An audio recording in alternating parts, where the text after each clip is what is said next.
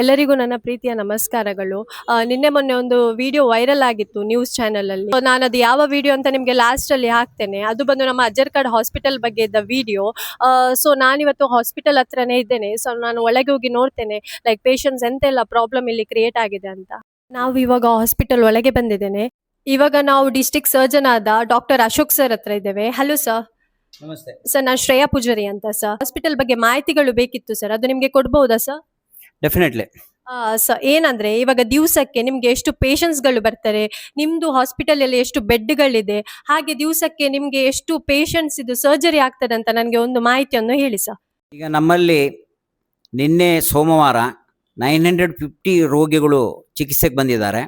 ಅದೇ ಥರದಲ್ಲಿ on average 700 to 750 ಹೊರ ರೋಗಿಗಳು ಬರ್ತಾರೆ. ಅದೇ ಥರದಲ್ಲಿ ಈ ಆಸ್ಪತ್ರೆ 124 ಬೆಡ್ಡಿನ ಆಸ್ಪತ್ರೆ. ಕೋವಿಡ್ ಟೈಮಿನಲ್ಲಿ ಇದು 140 ಬೆಡ್ಡಿಗೆ ಹೋಗಿದೆ. ಈಗ ICU 16 ಸೇರಿ HDU 4 ಸೇರಿ ಸಾಧಾರಣ 130-140 ಒಳ ರೋಗಿಗಳು ಇಲ್ಲಿರ್ತಾರೆ. ಅದೇ ಥರದಲ್ಲಿ ಎಕ್ಸ್ರೇಗೆ ಬಂದಾಗ 2023ರಲ್ಲಿ 14,000 ಇದ್ದಿದ್ದು ಈಗ 21,000 ಆಗಿದೆ. 2024, 2025ರಲ್ಲಿ 25,762 ಎಕ್ಸ್ರೇ ಆಗಿದೆ. ಇಲ್ಲಿವರೆಗೆ ಜೂನ್ವರೆಗೆ 11,459. ಇದೇ ನಮಗೆ ಸಾಕ್ಷಿ ಎಷ್ಟು ಜನ ರೋಗಿಗಳು ನಮ್ಮ ಆಸ್ಪತ್ರೆಯನ್ನು ಸದುಪಯೋಗಿಸ್ಕೊಳ್ತಾರಂತ. ಅದೇ ಥರದಲ್ಲಿ 700 ಸೈಕಲ್ಲು ಡಯಾಲಿಸಿಸ್ ನಡೀತಾ ಇದೆ. 70 ರೋಗಿಗಳಿದ್ದಾರೆ, 9 ಮೆಷಿನ್ಸ್ ಇದೆ. ಅದೇ ಥರದಲ್ಲಿ ನಾವು 4 ಸೈಕಲ್ ಡೈಲಿ ಆಗ್ತಾ ಇದೆ. ಕೆಲವೊಂದು ಸಾರಿ ರೋಗಿಗಳ ಇದಕ್ಕೆ ಕೆಲವೊಂದು ದಿನ 5 ಸೈಕಲ್ನನ್ನು ಮಾಡ್ತಾ ಇದ್ದಾರೆ. ಅದೇ ಥರದಲ್ಲಿ ABRK ಬಂದಾಗ ಇಶ್ಯೂಸ್ ಬಂದಾಗ ಸ್ಟಾರ್ಟಿಂಗ್ 2 ವರ್ಷದ ಹಿಂದೆ ABRK ಇಶ್ಯೂಸ್ ಭಾಳ ಇತ್ತು.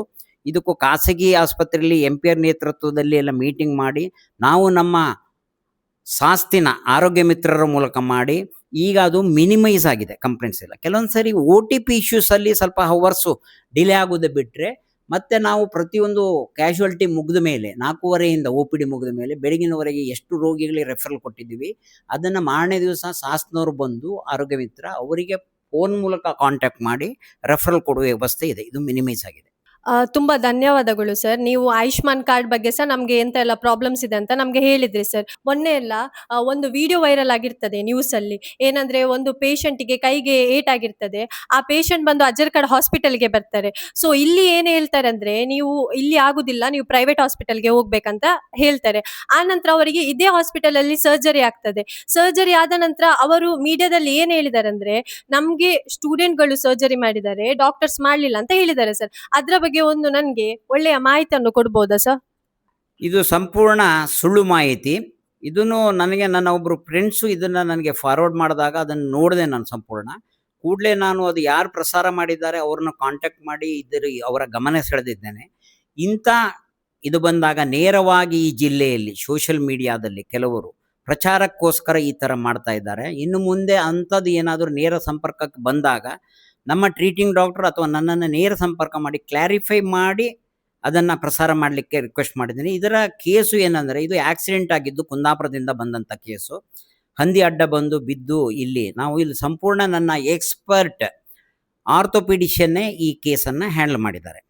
ಆಮೇಲೆ ಚಿಕಿತ್ಸೆ ಕೊಟ್ಟು ನಾವು ಫಾಲೋಅಪ್ಪಿಗೆ ಮತ್ತೆ ಬನ್ನಿ ಅಂತೇಳಿ ಕಳಿಸಿದಾಗ ಫಾಲೋಅಪ್ ಮಾಡಿದ್ದಾರೆ. ಡ್ರೆಸ್ಸಿಂಗ್ ಮಾಡಿದಾಗ ಸ್ವಲ್ಪ ಸೂಚರ್ ಇದಾಗಿದ್ದರಿಂದ ಅದನ್ನು ಮತ್ತೆ ಅಡ್ಮಿಟ್ ಮಾಡಿ ನಿನ್ನೆ ಅವರನ್ನು ಸಂಪೂರ್ಣ ಚಿಕಿತ್ಸೆ ಕೊಟ್ಟು ಬಿಡುಗಡೆ ಮಾಡಿದ್ದಾರೆ. ಇಲ್ಲಿಯೇ ನಾವು ಅವರಿಗೆ ಕೇಳಿದಾಗ ನಾನು ಆ ರೋಗಿ ಜೊತೆಲಿ ಮಾತಾಡಿದೆ. ಅವ್ರು ಹೇಳಿದ್ರು, ಎಲ್ಲ ಸಂಘಟನೆಯಿಂದ ತುಂಬ ಜನ ಬಂದಿದ್ದರು ಸರ್, ನನ್ನನ್ನು ಹೊರಗಡೆ ಕರ್ಕೊಂಡು ಹೋದರು, ಆಕ್ಸಿಡೆಂಟ್ ಕೇಸು, ಹಾಗಾಗಿ ಪರಿಹಾರ ಕೊಡಿಸ್ತೀನಿ ಅಂತ ಹೇಳಿ ನನ್ನ ಹತ್ರ ಈ ಥರ ಮಾತಾಡಿಸಿದ್ದಾರೆ ಅಂತ. ಅವರು ಮಾನಸಿಕ ರೋಗಿಯೂ ಆಗಿದ್ದು ಅವರಿಗೆ ಚಿಕಿತ್ಸೆಯನ್ನು ಪಡ್ಕೊಳ್ತಿದ್ರು ಇಲ್ಲಿ ಮೊದಲು ಆಕ್ಸಿಡೆಂಟ್ ಆಗದೆ ಇರುವಾಗ. ಮತ್ತು ಯಾವುದೇ ಕೇಸನ್ನು ನಾವು ರೆಫರಲ್ ಮಾಡಲ್ಲ. ನಮ್ಮಲ್ಲಿ ಈಗ ಸಾಗರ್ ಭಟ್ ಅಂತೇಳಿ ಒಬ್ಬರು ಎಕ್ಸ್ಪರ್ಟ್ ಮೈಕ್ರೋ ಸರ್ಜರಿಯವರು ಬಂದಿದ್ದಾರೆ. ಅವರು ಬಂದ ಮೇಲೆ ಸಿಕ್ಕಾಪಟ್ಟೆ ಈ ಸಾರಿ 168 ಮೇಜರ್ ಸರ್ಜರಿ ಮಾಡಿದ್ದಾರೆ ಇಲ್ಲಿವರೆಗೆ. ಜನವರಿಯಿಂದ 75 ಮೈನರ್ ಸರ್ಜರಿ ಮಾಡಿದ್ದಾರೆ. ಅದೇ ಥರದಲ್ಲಿ ಡಿಫರೆಂಟ್ ಡಿಪಾರ್ಟ್ಮೆಂಟಲ್ಲಿ ಮ್ಯಾಕ್ಸಿಮಮ್ ಸರ್ಜರಿ ನಮ್ಮಲ್ಲಿ ಆಗ್ತಾ ಇದೆ. ಅರ್ಲಿಯರ್ ನನ್ನಲ್ಲಿ ಒಬ್ಬರು ಆಂಕೋ ಸರ್ಜನ್ ಇದ್ದರು, ಅವರು ಕೀಮೋಥೆರಪಿ ಮತ್ತು ಆಂಕೋ ಸರ್ಜರಿ ಮಾಡ್ರು. ಅವ್ರು ಲಾಸ್ಟ್ ಡಿಸೆಂಬರಲ್ಲಿ ಇದಾದರು. ಅದು ಕರ್ನಾಟಕದಲ್ಲೇ ಹೈಯೆಸ್ಟ್ ಆಂಕೋ ಸರ್ಜರಿ ಮಾಡಿದಂಥ ಜಿಲ್ಲೆ. ಮಿನಿಮಮ್ ಸೆಟಪ್ಪಲ್ಲಿ ನಾವು ಮ್ಯಾಕ್ಸಿಮಮ್ ಸರ್ವಿಸ್ ಕೊಟ್ಟು ಜನರು ಸಂಪೂರ್ಣ ಗುಣಮುಖ ಆಗಲಿಕ್ಕೆ ಸರ್ವ ಪ್ರಯತ್ನವನ್ನು ನನ್ನ ಡಾಕ್ಟರ್ ಇರ್ಬೋದು, ಸಿಬ್ಬಂದಿಯವರು ಇರ್ಬೋದು. ಮತ್ತೊಂದು ರಿಕ್ವೆಸ್ಟ್ ನನಗೆ, ಇನ್ನು ಮುಂದೆ ಯಾವುದೇ ಥರದಲ್ಲಿ ಈ ಥರ ಮಾಹಿತಿ ಕೊಟ್ಟಾಗ ನಮ್ಮನ್ನ ಕಾಂಟ್ಯಾಕ್ಟ್ ಮಾಡಿ, ನಮ್ಮ ಡಾಕ್ಟರ್ಸ್ ಅಥವಾ ನೇರವಾಗಿ ನನ್ನನ್ನು ಕಾಂಟ್ಯಾಕ್ಟ್ ಮಾಡಬಹುದು, ಕ್ಲಾರಿಫೈ ಮಾಡಿ ಅದನ್ನ ಪ್ರಸಾರ ಮಾಡ್ಬೇಕಂತ ಎಲ್ಲ ಮಾಧ್ಯಮ ಮಿತ್ರರ ಹತ್ರ, ಡಿಜಿಟಲ್ ಮಾಧ್ಯಮದವ್ರ ಹತ್ರ ರಿಕ್ವೆಸ್ಟ್ ಮಾಡ್ಕೊಳ್ತಾ ಇದ್ದೀನಿ. ತುಂಬಾ ಧನ್ಯವಾದಗಳು ಸರ್ ನಿಮ್ಮ ಈ ಒಳ್ಳೆ ಮಾಹಿತಿಗಾಗಿ. ನಾನಿವಾಗ ಮೊನ್ನೆದು ಪ್ರಾಬ್ಲಮ್ ಆಗಿದೆ ಅಲ್ಲ, ಅದು ಯಾರು ಅದು ಪೇಷಂಟ್ಗೆ ಸರ್ಜರಿ ಮಾಡಿದ್ದೇನೆ ಅವರ ಹತ್ರ ಬಂದಿದ್ದೇನೆ. ಡಾಕ್ಟರ್ ಸಾಗರ್ ಭಟ್ ಅಂತ. ನಮಸ್ಕಾರ ಸರ್. ನಮಸ್ತೆ. ಮೊನ್ನೆ ಒಂದು ಪೇಷಂಟ್ಗೆ ಆಪರೇಷನ್ ನಾವೇ ಮಾಡಿರೋದು, ಯಾವ ಸ್ಟೂಡೆಂಟ್ ಮಾಡಿರೋದಲ್ಲ. ಆಪರೇಷನ್ ತುಂಬ ಚೆನ್ನಾಗೂ ಆಗಿದೆ. ಬಟ್ ಸ್ವಲ್ಪ ಸರ್ಜಿಕಲ್ ಸೈಟಲ್ಲಿ ಇನ್ಫೆಕ್ಷನ್ ಥರ ಕಾಣ್ತಿತ್ತು ಅಂತೇಳಿ ಪ್ರಿಕಾಷನರಿ ಮೆಜರಿಗೆ ನಾವು ಸೆಕೆಂಡ್ ಸರ್ಜರಿ ತಗೊಂಡಿರೋದು. ಅದು ಮಾಡದೆ ಟ್ಯಾಬ್ಲೆಟ್ ಹಾಕೊಳ್ಬೋದಿತ್ತು. But for patient benefit and early recovery, so immediate clean ಮಾಡಿದ್ರೆ surgical result will be better. So ಆ ಆಸ್ಪೆಕ್ಟಲ್ಲಿ ನಾವು ಇಮಿಡಿಯೇಟ್ ಆಗಿ ತಗೊಂಡು ಪುನಃ ಅದನ್ನು ಡಿಬ್ರೇಡ್ ಅಂದರೆ ಜಸ್ಟ್ ಕ್ಲೀನ್ ಮಾಡಿ ಪುನಃ ಸೂಚರ್ ಹಾಕಿರೋದು. ಯಾವ ಸ್ಟೂಡೆಂಟು ಮುಟ್ಲಿಲ್ಲ, ಏನೂ ಮುಟ್ಲಿಲ್ಲ. ನಾವು ಮತ್ತೆ ಸರೇ ಮಾಡಿರುವಂಥದ್ದು. ಒಂದು ಪೇಷಂಟ್ ಇದ್ದಾರೆ ಇಲ್ಲಿ, ನಾನು ಅವರ ಹತ್ರ ಬಂದಿದ್ದೇನೆ. ಸೊ ನಿಮ್ಮ ಹೆಸರು? ಸುಷ್ಮಿತಾ. ಸುಷ್ಮಿತಾ ಅಂತ. ಎಷ್ಟು ದಿವಸದಲ್ಲಿ ನೀವು ಈ ಹಾಸ್ಪಿಟಲ್ ಅಲ್ಲಿ ಇದ್ದೀರಾ? 13. 13 ದಿವಸದಿಂದ ಇವರು ಹಾಸ್ಪಿಟಲ್ ಅಲ್ಲಿದ್ದಾರೆ. ಸೊ ನಿಮ್ಗೆ ಈ ಹಾಸ್ಪಿಟಲ್ ಫೆಸಿಲಿಟೀಸ್ ಆಗಿರ್ಲಿ, ವೈದ್ಯರ ಬಗ್ಗೆ ಆಗಿರ್ಲಿ ಎಂತಾದ್ರೆ ಹೇಳಿಕ್ಕಿದೆ ಮ್ಯಾಮ್? ಆಪರೇಷನ್ಗೆ ಕರ್ಕೊಂಡು ಹೋದಾಗ್ಲೂ, ಆಪರೇಷನ್ ಮಾಡುವಾಗಲೂ, ಆಪರೇಷನ್ ಥಿಯೇಟರ್ ಎಲ್ಲರೂ ಸಪೋರ್ಟ್ ಮಾಡ್ತಾರೆ. ಅಂದರೆ ಏನೂ ಹೆದರ್ಕೊಳಬಾರ್ದು. ನನ್ನ ಫಸ್ಟ್ ಸರ್ಜರಿ ಸರ್ ಮಾಡಿದ್ರು. ಅವರು ನನ್ನ ಜೊತೆ ಫ್ರೆಂಡ್ಲಿ ಆಗಿದ್ದರು. ಫ್ರೆಂಡಾಗಿ ಅವರೊಂದು ಒಪಿನಿಯನ್ ಕೊಟ್ಟು ಸಪೋರ್ಟ್ ಮಾಡಿ, ಹೆದರ್ಕೋಬೇಡ ಏನೂ ಆಗಲ್ಲ, ಎಲ್ಲರೂ ಆಪರೇಷನ್ ಇದ್ದಾಗ ಎಲ್ಲರೂ ಸಹ ಸಪೋರ್ಟ್ ಮಾಡಿದ್ದಾರೆ. ಅಂದರೆ ಇವಾಗ ನಾವು ಪುನೊಂದು ಪೇಷಂಟ್ ಒಟ್ಟಿಗಿದ್ದೇನೆ. ಅವರು ಬಾಗಲಕೋಟೆ ಅವರು. ಅವರ ಹೆಸರು ಯಮುನಪ್ಪ ಅಂತ. ನಮಸ್ತೆ ಸರ್. ನಮಸ್ತೆ. ಸರ್ ನೀವು ಎಷ್ಟು ದಿವಸದಿಂದ ಈ ಹಾಸ್ಪಿಟಲ್ ಅಲ್ಲಿ ಇದ್ದೀರಾ? 20 ದಿವಸದಿಂದ ಇದ್ದೇನೆ. 20 ದಿವಸದಿಂದ. ಇವಾಗ ನಿಮ್ಗೆ ಹಾಸ್ಪಿಟಲ್ ಅಲ್ಲಿ ಲೈಕ್ ಫೆಸಿಲಿಟೀಸ್ ಎಲ್ಲ ಹೇಗಿದ್ದಾರೆ, ಅಲ್ಲ ನಿಮ್ಗೆ ವೈದ್ಯರು ಎಲ್ಲ ಹೇಗೆ ನಿಮ್ಗೆ ನೋಡ್ಕೊಳ್ತಿದ್ದಾರೆ ಅಂತ ಒಂದು ಹೇಳ್ಬೋದಾ ಸರ್? ವೈದ್ಯರೆಲ್ಲ ಚೆನ್ನಾಗಿ ಕರೆಕ್ಟ್ ನೋಡ್ಕೊಂತಿದ್ರು ಮೇಡಮ್. ನಮಗೆ ಎಂತ ಸಹ ಪ್ರಾಬ್ಲಮ್ ಆಗ್ತಿಲ್ಲ ಅಲ್ಲ ಈ ಹಾಸ್ಪಿಟಲ್ ಅಲ್ಲಿ ನಿಮ್ಗೆ? ಏನಿಲ್ಲ ಮೇಡಮ್. ಏನ್ ಸಹ ಪ್ರಾಬ್ಲಮ್ ಆಗ್ತಿಲ್ಲಲ್ಲ. ನಾನಿವಾಗ ವಾರ್ಡಿಗೆ ಬಂದಿದ್ದೇನೆ.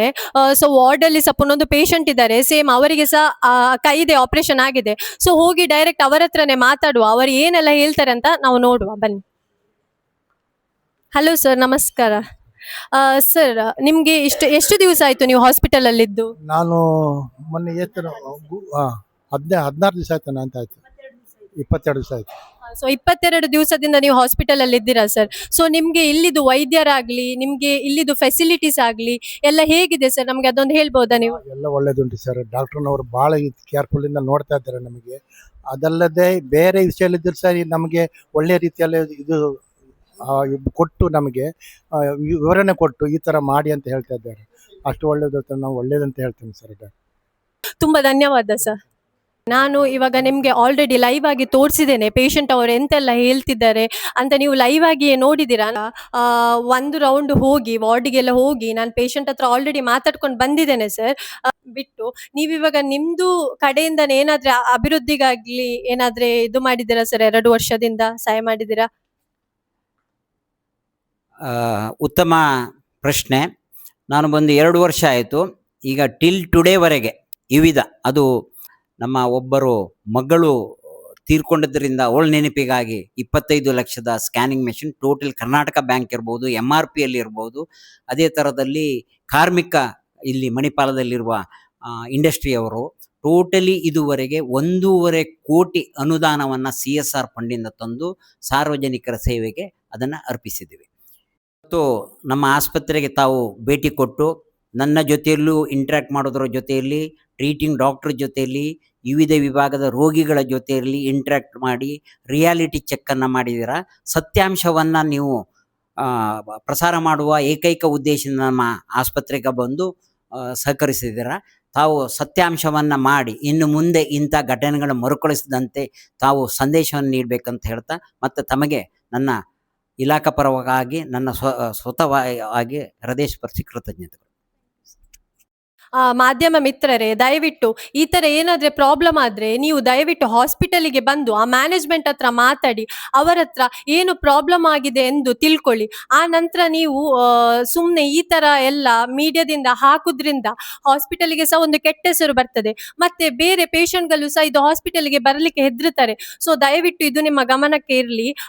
Thank you. ನಿಮ್ಮ ಪ್ರೀತಿಯ ಶ್ರೇಯ ಪೂಜಾರಿ.